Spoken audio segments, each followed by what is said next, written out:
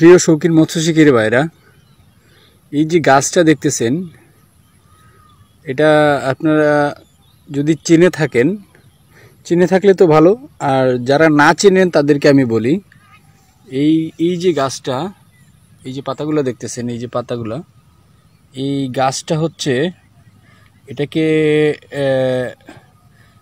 এক এক অঞ্চলে এক এক নামে ডাকা হয়। কেউ বলে এটা মাসমাসিন্দা, আর আরও উত্তরাঞ্চলে কি জানি বলে, আমি জানি না সঠিক। তো আমি এই গাছটা এখানে আমাদের এই বিলের পাশে, আপনি এই যে দেখবেন যে ক্ষেতের পাশে, ঝোপঝাড়ের পাশে, তারপর এই যে যেখানটায় মানে পানি, অল্প পানি থাকে, এই যে দেখেন ক্ষেত, আর ওই যে বিল। তো এভাবে যদি আপনারা ক্ষেতের পাশে যে কোনো জায়গায় যদি এগুলো দেখেন, তো এটা আসলে খুবই কার্যকর একটা গাছ। এই গাছের যে পাতাগুলো আছে, এই যে দেখেন আমি কিছু সংগ্রহ করছি, আরও করব। এই গাছটা আপনি যেখানেই দেখবেন, যদি আপনি শিকারী হন, আপনি যেখানেই দেখবেন সেখান থেকেই কিছু পাতা সংগ্রহ করবেন। এই যে গাছটা, আপনি এটা একটা পাতা যদি আপনি নাকের কাছে নেন, নাকের কাছে নেওয়ার পরে দেখবেন যে এটার মানে বিরাট একটা গন্ধ, মানে কি বলে এটাকে, মানে খারাপ গন্ধ না, এটা দুর্গন্ধ হয় না, খুবই মানে একটা আকর্ষণীয় একটা গন্ধ এটার মধ্যে আছে। তো এটাকে আপনি এই পাতাগুলা নিয়ে আপনি কি করবেন, এই পাতাগুলোকে বেটে, এই যে দেখেন এখানে প্রচুর আছে আমাদের এই যে ক্ষেতের পাশে, এগুলোতে প্রচুর হয়। এগুলো গরু তারপর ছাগল এগুলো খেয়ে ফেলে।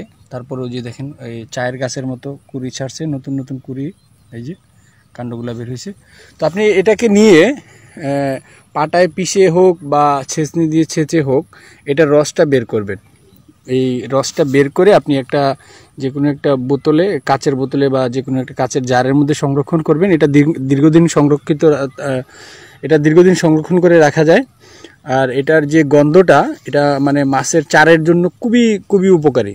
এটা যখন আপনি কোথাও শিকারে যাবেন আর চার করবেন, ওই চারের সাথে আপনি কিছু পরিমাণে এইটার রস, হালকা করে এটার রস কিছুটা মিশিয়ে দিলে দেখবেন যে আপনার চারের একটা ঘ্রাণ, সেই লেভেলের একটা ঘ্রাণ হয়েছে। তো আমি এটা আপনাদেরকে বলার উদ্দেশ্য হচ্ছে যে আপনারা যদি এই গাছটা চিনে থাকেন তো ভালো, আর যদি না চিনেন তাহলে দেখেন এই যে পাতাটা এরকম আমি একটু ফোকাস করে দেখাই।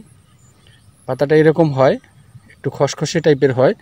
তো এই পাতাটা আপনারা সংগ্রহ করবেন। এটার নাম মাসমাসিন্দা গাছ। আর কার অঞ্চলে কি বলে সেটাও আসলে কমেন্ট করবেন যে এটা আপনাদের অঞ্চলে কি নামে এটাকে ডাকা হয়। আর এটা পুরনো যারা আছেন, আমাদের সিনিয়র যারা শিকারী আছেন, তারা এটা সম্পর্কে ভালোই অবগত আছেন। আর আমি নতুন যারা আছেন তাদের জন্য আসলে ভিডিওটা করা। হঠাৎ এদিক দিয়ে যাচ্ছিলাম, তো ভাবলাম যে এটার কিছু পাতা নেই, আর বিষয়টা আপনাদের সাথেও শেয়ার করি, যে যাতে আপনারাও কিছুটা হলেও উপকৃত হন। কারণ আমাদের তো ভাই শিকারী তো ভাই, আমি যদি একটা জিনিস জানি, আমি আপনাকে অবশ্যই সেটা জানানোটা আমি কর্তব্য মনে করি। সেই হিসাবেই আমার এই ছোট ছোট এই ভিডিওগুলো করা, যে কোনো মানে আমার ভিডিওগুলো আসলে ইনফরমেটিভ রাখার চেষ্টা করি।